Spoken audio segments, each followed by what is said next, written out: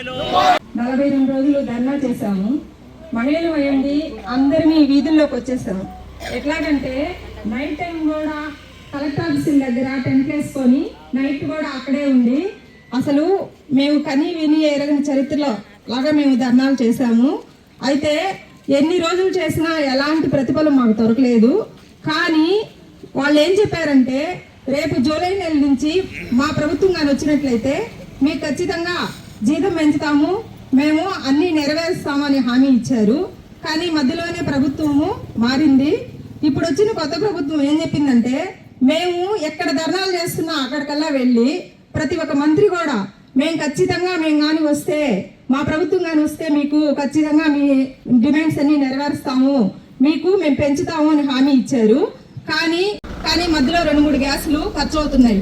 ఇట్లాగా అనేక రకాలమైన సమస్యలు, ఒక సమస్య కాదు, అసలు ఎన్ని సమస్యలతో మేము సఫర్ అవుతున్నామో మాకే తెలుసు. దానికి తోడు ఇప్పుడు ఈ మధ్య కొత్తది పోషన్ బి అని, పోషన్ బడాయి అని ఇలాంటి ఇస్తున్నారు. మాకు మంచిదే, మా సెంటర్లో పిల్లలు అభివృద్ధి చేసుకుంటాం, గర్భవతులు బాలింతలకి బాగానే చూసుకుంటాం. కానీ మేము కూడా బాగుండాలి కదా, మేము బాగున్నప్పుడే కదా మేము బాగా చేయగలము. మాకు సరైనటువంటి జీతము లేదు, సరిగా మాకు మెనూ ఛార్జెస్ లేవు, సరిగా మాకు టీఏడిఎల్ లేవు, ఏమీ లేవు. కానీ మీరు చేయండి చేయండి చేయండి చేయండి కాబట్టి ఈ విధంగా మళ్ళీ మహిళలు మీ వీధిలోకి వచ్చే పరిస్థితి ఏర్పడింది. మా బాధల్ని మమ్మల్ని అర్థం చేసుకొని కొంచెము మాకు తగినటువంటి ఫలితాన్ని అడుగుతున్నాం అంతే. మేము ఇంకేం ఎక్స్ట్రా అడగట్లేదు. మేము కష్టం చేస్తున్నాం, మీకు తెలుసు రేట్లు ఎలా ఉన్నాయో.